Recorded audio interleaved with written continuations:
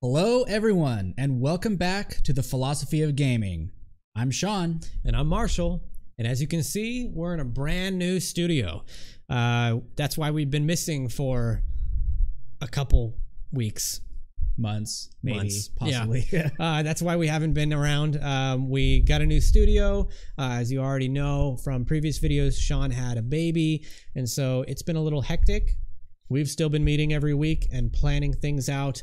And we're ready to get back to it. Yeah, we're trying to rebuild POG and get things to be a lot better than they were the first year. So to kick that off, one of the things that we're going to be doing is introducing this new type of video, which we are calling Discussion, Debate, Banter, in which we do exactly that.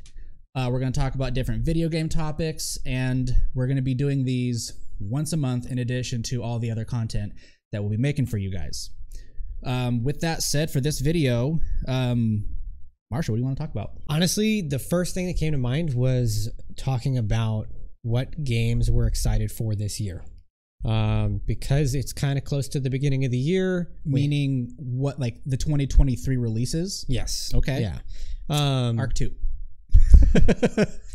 we all know that. I know. You know, just because I feel like we're kind of coming back and it's time to, you know, like we talked about, we're like getting back into it, and we may as well start off with that. I mean, the games that we're excited for, the games that we're going to be playing and maybe making videos on. I think that's probably the best place to start for this first video of this type. Sure. So I will say again real quick, Arc 2. Just a couple quick notes on that. Arc is amazing. It's a dinosaur building sandbox game.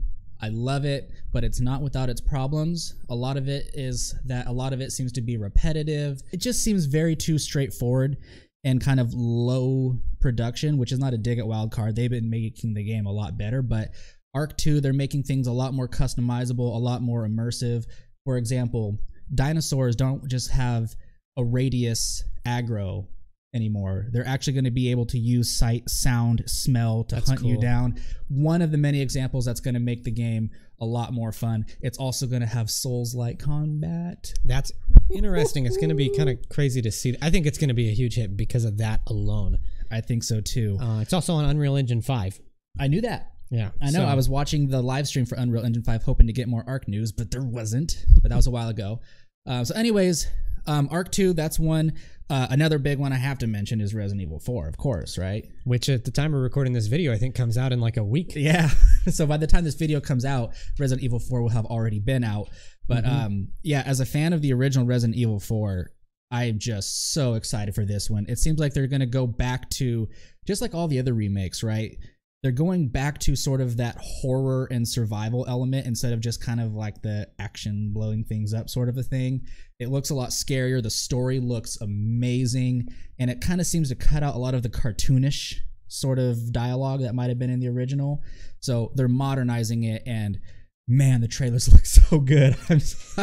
It's also yeah, a game I've never played. I've never played Resident Evil games at all. And so we're definitely going to be playing a bit of that together and making some content on it. So that's going to be, I don't know, it'll be interesting. I've never really been into that kind of stuff, but man, it's going to be interesting to get some jump scares in. You're going to get the bejesus scared out of you. I can tell.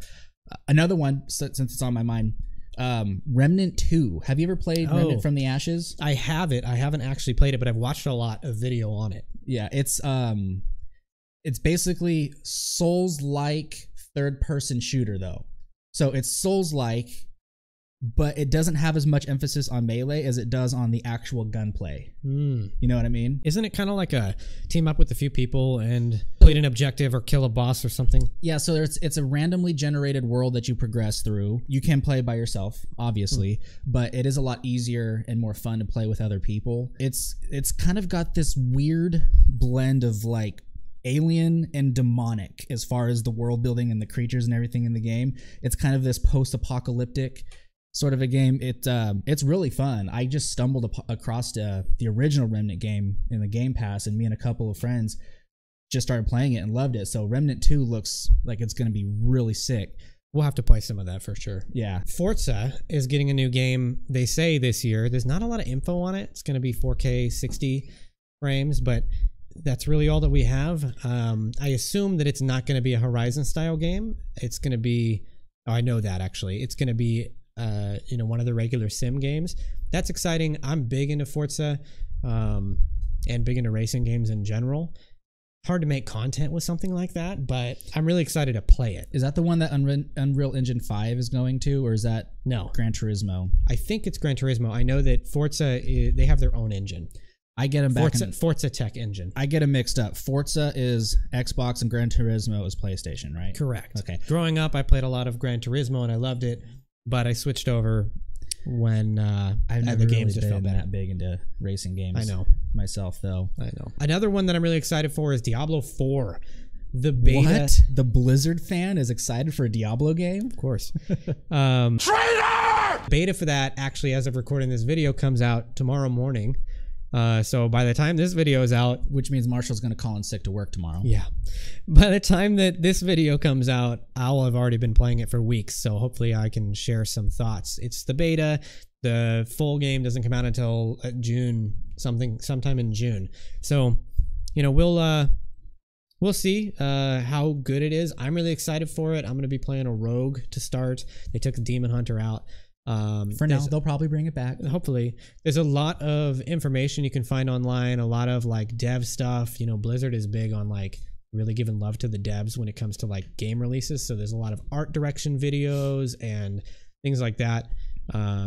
So yeah, and it's also really dark. They're kind of going back to like a Diablo 2 style. As opposed to what?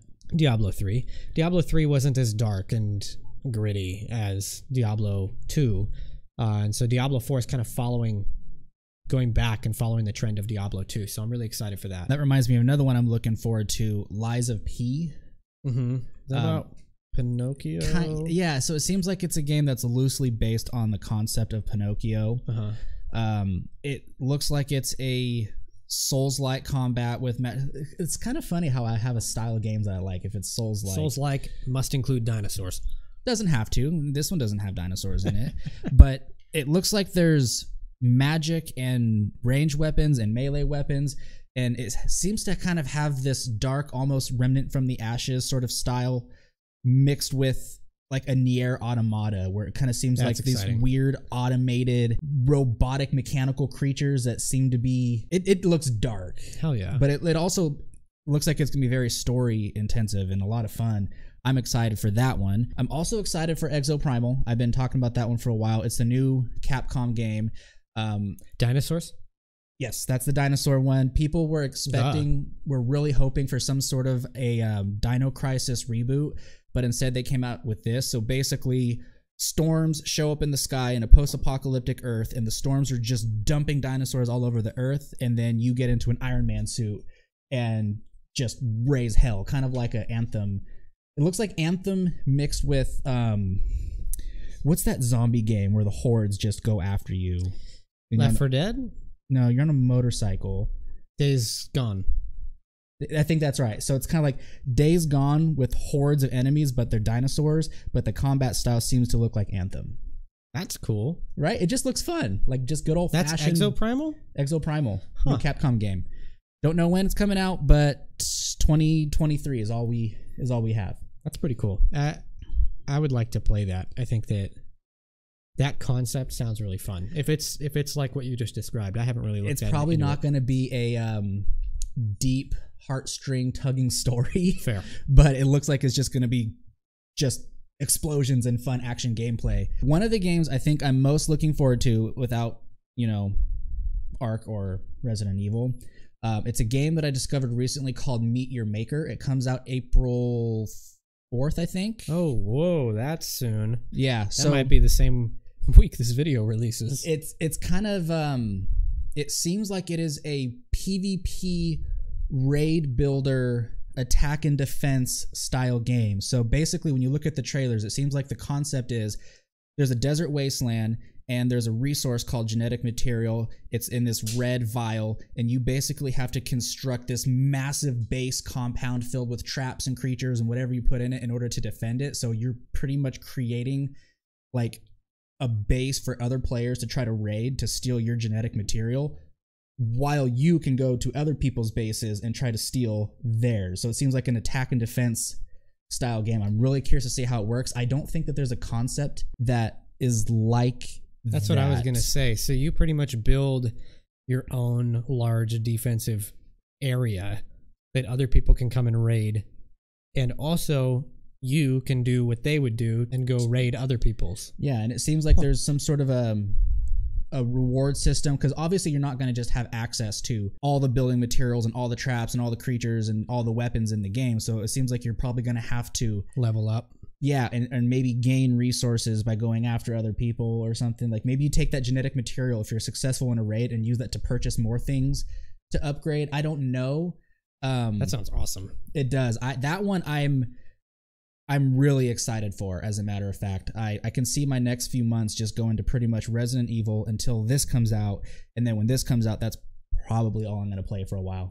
I think that you might have shown me a video on this, and it's like really dark, like gory and yeah, it looks like it, because like the creatures that you put into it, they almost seem like big, buff, hunchback, hills have eyes looking just demented humanoids. But say like they'll saw off an arm and then put like a minigun on it or something, or a chainsaw, just these weird, freaky humanoid creatures that you would place in your like fortress. That's right. To defend. That's cool. And then like the creativity, right? The sky's the limit. So maybe you might make a base and you just have this one massive straight skinny bridge with all these things coming after you. Or maybe you build a maze, or maybe you just have this huge open room where auto turrets and creatures, just everything is coming at you all at once. So I can imagine there might actually be meta shifts if it catches on in big PvP. And they do seasons and change. Yeah, they balance stuff, and actually that'd be kind of cool. I think that would be awesome. So Meet Your Maker, April 4th. That one I am, other than Ark 2 and Resident Evil 4, that is the one I'm most excited for. The one that I'm most excited for is Final Fantasy 16. Ooh, yes. June. Yeah, that one looks really good. The score is incredible, as they always are. Yep. Yeah. Okay. They're always incredible. They're always great. It always gives you that sense of Final Fantasy every single game. And so even though it's new music, it feels the same. They have some quick time events, which I've never really been a fan of, but they're not quick based on what they've shown in some of the trailers. Like you're watching a cutscene and then suddenly you have to press X to like stab the bad guy in the head or whatever. Like they have that. I'm not a big fan of it, but so far people haven't been too against it. And then watching it myself, it's like what people like people who have been reviewing or testing, early access. Yeah. And it sounds really cool. When I'm watching it too, because I actually get to see it, and it doesn't seem bad. It doesn't seem like you actually have to be super fast. Like, because you're watching a cutscene, that's usually the moment where you chill out and you pay attention. You're not thinking about having to press a button. And so when it does come up, you're not ready. I think that that's going to be kind of neat.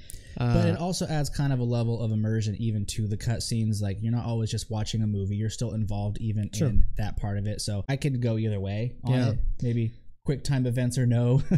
Right? But so the combat, though, is relatively similar to 15. It's pretty hack and slashy. It's pretty...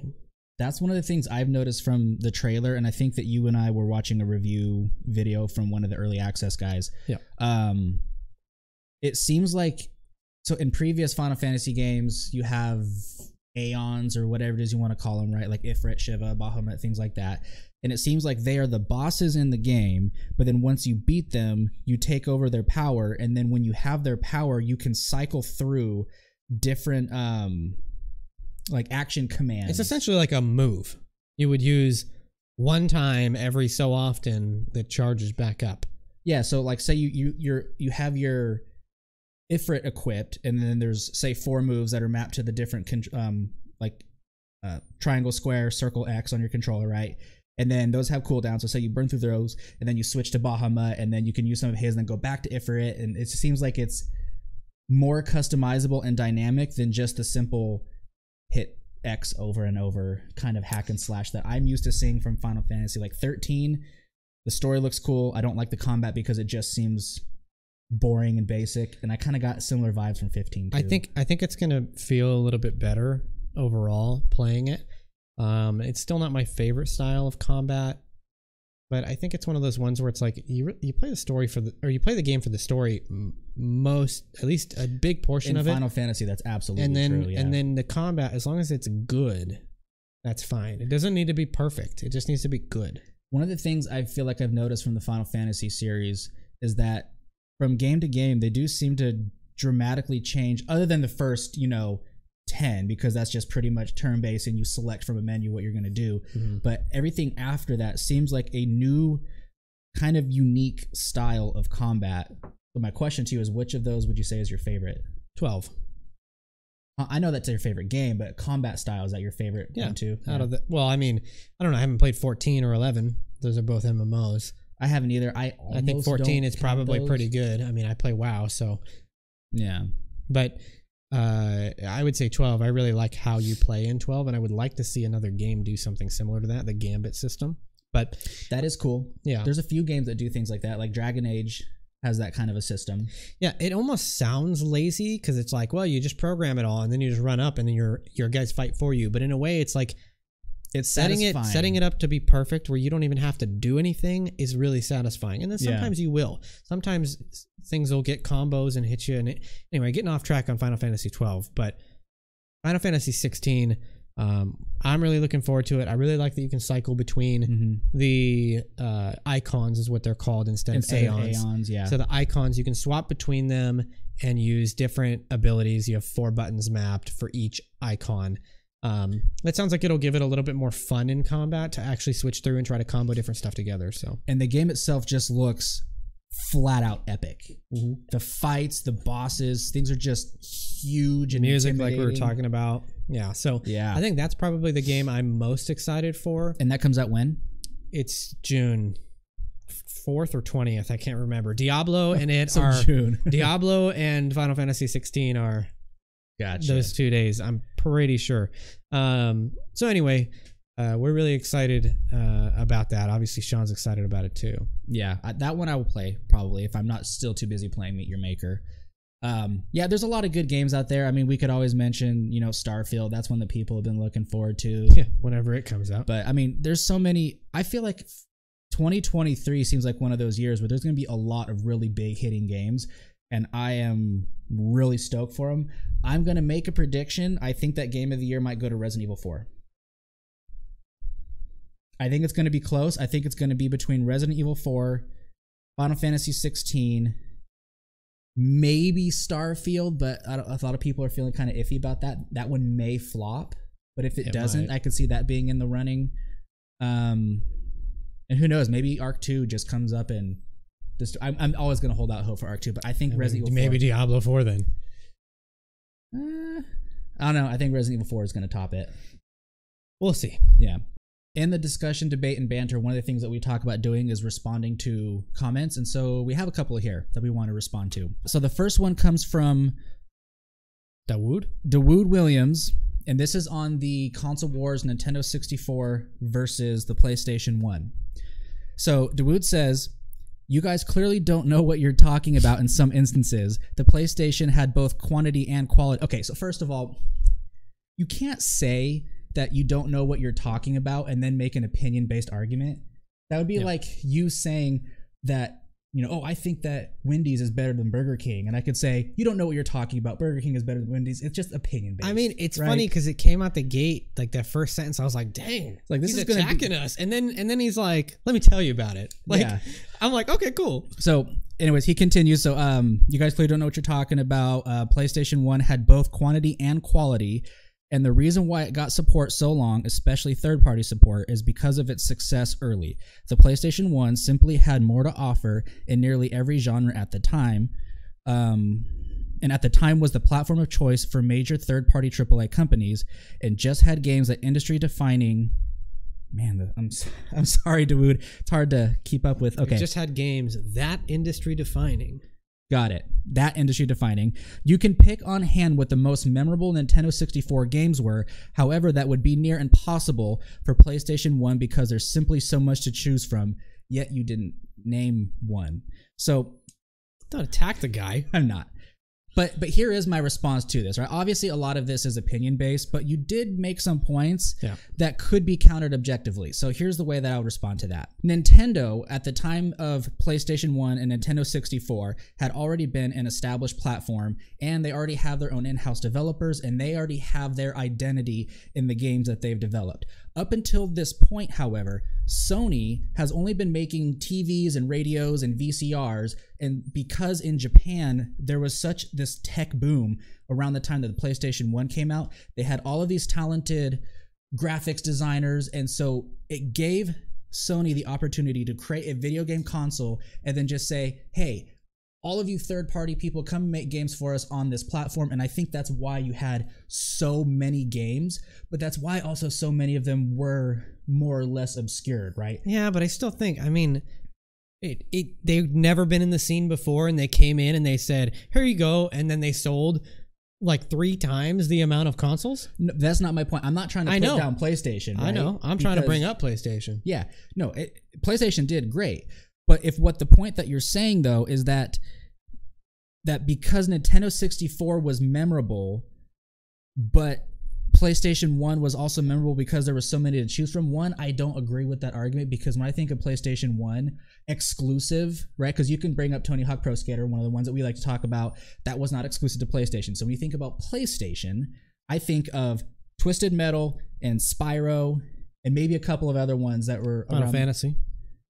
Okay, yep. Final Fantasy 7, huge one. But Nintendo was always very specific. Gran Turismo. Yes. I'm not saying that there weren't memorable ones, but what I'm saying is that at that time, Nintendo had already been in the game for a while, and it had established itself. And so that's also why it didn't have so many games, because they were a lot more picky in particular about the games that they were making. I think this is a point that we were talking about this the other day, that if Nintendo were to have a third-party developer come in and make a game, they made them sign all these agreements saying that you have to do X, Y, and Z in order to make a game for PlayStation. And I feel, for Nintendo, whereas PlayStation is just saying, here's a system, here's the capabilities, make us games. Yeah, it's possible. I mean, I don't know. I just think, like, the comment, thank you, Dawood, but I feel like it falls flat, because you argue that the PlayStation is superior, which I agree with. I don't. But also, kind of that ending part where you say, like, you can pick on one hand with the most memorable Nintendo 64 games, where, I mean, that's because there are so fewer games. So, I don't know. I feel like as we've talked about, they're both great. I think we do know what we're talking about when we say that. But I don't know. I mean, I still would prefer the PlayStation 1 and the games that it had on it. But I get his point. Yeah, again, the point that he's overall making is it is opinion based, right? But the only things that I do want to mention is that he did say some things that were more or less an objective claim, but it might not be quite as simple as the way that he's trying to articulate it, and that's the only counter that I have. Again, sorry if I came across as a little bit, attacking you. I'm certainly not. I just get passionate when we have disagreements. I like to debate. Marshall can tell you that about me. Oh, but yeah.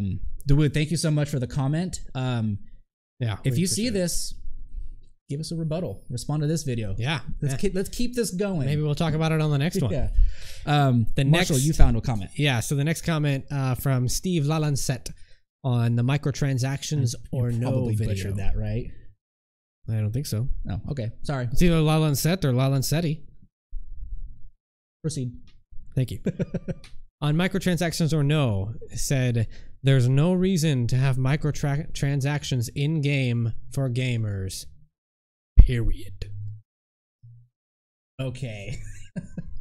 Okay. Yeah. So you I know we had a whole discussion about this, but I mean, I pretty much fall in line with that. I can see why they're there. I'm okay with them, but I agree with the comment for the most part. My only question to you, what's his name? Only question, Steve. My only question is Steve. If you don't have microtransactions in games, how do you want developers to pay for the work that they put into 4 games. The same way that they were doing it for 30 years before microtransactions came about. Okay, sure, but if that was the case, then we would not have any free-to-play games. You would not have, say, Fortnite, what it is today. It doesn't have the following it does. And not to mention the fact that games that are constantly being worked on and developed, if you just pay a flat fee of $70 for the game, that's all the money that they're going to collect on that game. But that's how it worked. Yeah, but things are different now. But no one was begging for free games. I know, but in the age of online gaming, though, it's going to take a long time to support the life of the game. And people are going to, like, take Fortnite, for example. You develop that game and you're constantly making changes and upgrades and patches and adding more and new content. You need to be bringing revenue in throughout the life of the game to extend more content into the game. You can make a game like Resident Evil 4, for example, and yeah, you could just pay $70 for it, but there's a lot of games out there that need to be funded so they can continue to develop and improve the game, and you just can't do that for free. They could have just charged for Fortnite and then just made Fortnite 2. Where's Fortnite 2? How many years has Fortnite been out? But they don't need it. That's the point, though. They don't need it because of microtransactions. Which is what I'm saying. It allows another. I'm not saying. I'm saying it's a bad thing. I shouldn't be there. I think it should, because I think that's part of what made video games what they are today. I'm with you, Steve. I'm not, and I'm pretty confident about this one. I think I'm actually right. I think you're right. I think you're right as well. But my opinion still stands that I don't think. Oh yeah, they're annoying. I mean, don't get me wrong. I don't think that they're great. They don't give me the warm and fuzzies on the inside. But it's kind of one of those necessary evils in order to play some of the best and greatest games that we know and love and continue to play for years on end. Sean's favorite term, necessary evil. And that's not my cash grab at all. No. Cash grab's your favorite, right? I don't. Wait, isn't that what we're talking about? Yeah. Cash grabs? We're just doing the whole microtransactions or no video again. We've hashed this out many times. Happy to hear a rebuttal, Steve Lanchette, but yeah, I'm pretty confident in my position on this one. And I think you are too. You're just annoyed by microtransactions like everybody, but I think you know that I'm right. Everybody agrees. I stand with Steve. Speaking of Fortnite, we actually just put out a poll this last week on our Instagram. Sean doesn't know the results yet, but we pretty much said Battle Royale has taken the world by storm. There are arguably 3 that have been leading the pack, 3 games. Which 3? It's Fortnite, Warzone, and Apex Legends. My prediction is that Warzone 1, Fortnite 2nd, Apex 3rd. Your prediction is right. Okay. So Warzone, 54% of people put first. Fortnite, 31% of people put second.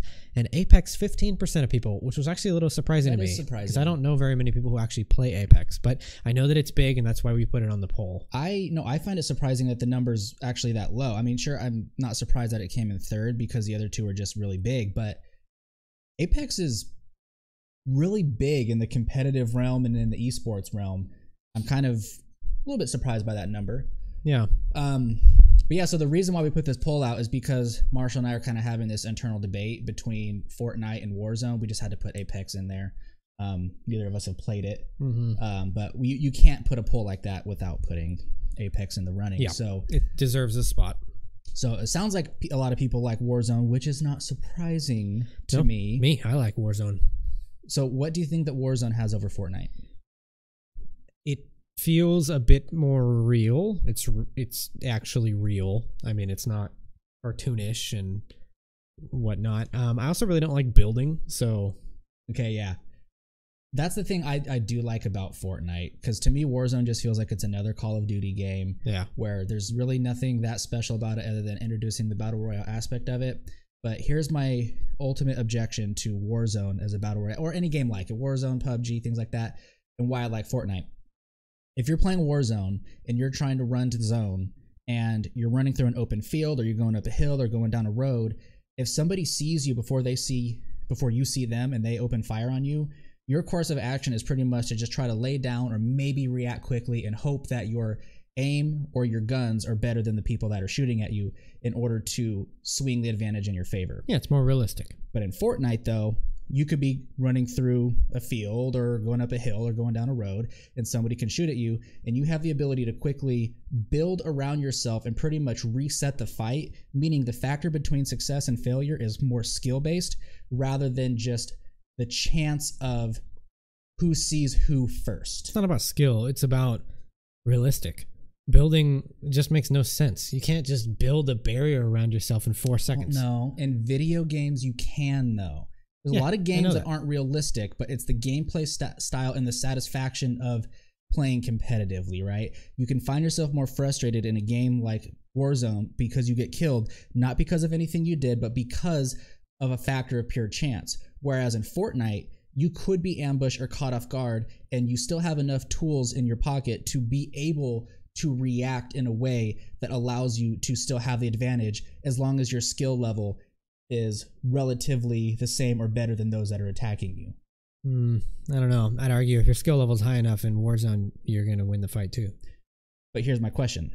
Let's say you take that scenario, right? Somebody running through a zone and they get ambushed. If you were to run a simulation by somebody who has, you have an attacker and the person who has to react. Both people are equally as skilled and both people are equally as equipped in the gear. The odds of the person who attacks first, probably 9 times out of 10 is going to win that engagement. Whereas in Fortnite, if you have that same scenario, same skill level, and the same gear, I bet you that number splits a little bit closer to 50-50. Fortnite's a kid's game. So that's the only objection to it, to Fortnite. It's cartoonish, and building barriers around yourself that quickly, it's just dumb.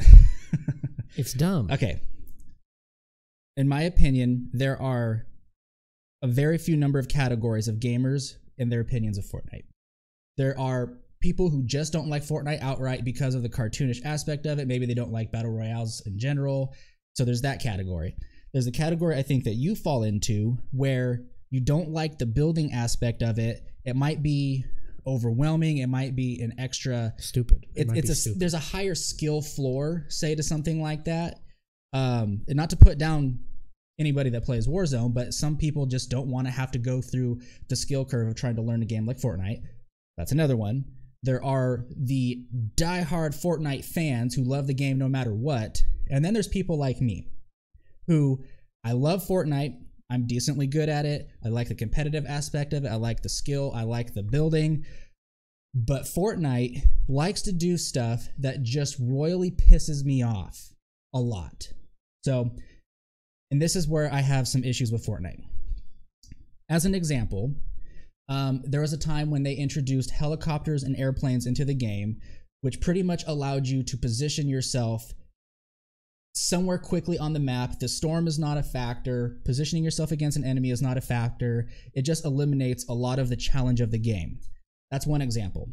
But the most egregious one by far is what they're doing right now with this stupid Deku Smash or whatever. There was some sort of crossover with some anime. I don't know what it is. I'm sorry, I'm not an anime fan. Never Pokemon. But basically what this thing is, it's a weapon you can get in the game where your hand starts glowing, and then all you do is you pull the trigger and aim in a general direction, and you levitate and you scream something real quick, and then you shoot this massive shockwave that destroys all structures, natural or built by a player, and it does 200 damage, and it just kills anything in its path, and all you have to do is have the slightest amount of aim. It is so stupid. So basically, I discovered this as I got into a build battle with somebody, because I'm good at it, because I have skill, right? And then I get third-partied by somebody, and you just hear this anime screaming in the background, and so I build myself into this shelter. I have full health, full shields, doesn't matter. The wave comes through and completely smashes me and kills me in one shot. How in the hell is that a skill-based anything? It just eliminates the need for combat whatsoever. It is the most annoying thing I've ever seen in a competitive video game. Should have played Warzone. No. It's so frustrating because Fortnite is always doing this crossover stuff and they add OP parts to the game, but this one is just, it's Game Shark, you know? There's no skill involved. The only opportunity that you have to defend yourself against this is get out of the way. No, because the AoE is so huge, and it's pretty much infinite distance, What right? if you do that hammer one where you jump forward?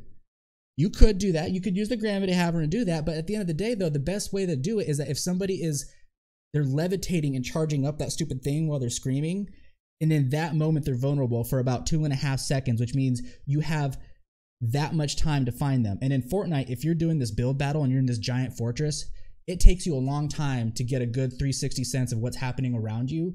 So it takes you that long to even see what's happening, and then you'd have to react and then shoot the guy. But by then you're dead.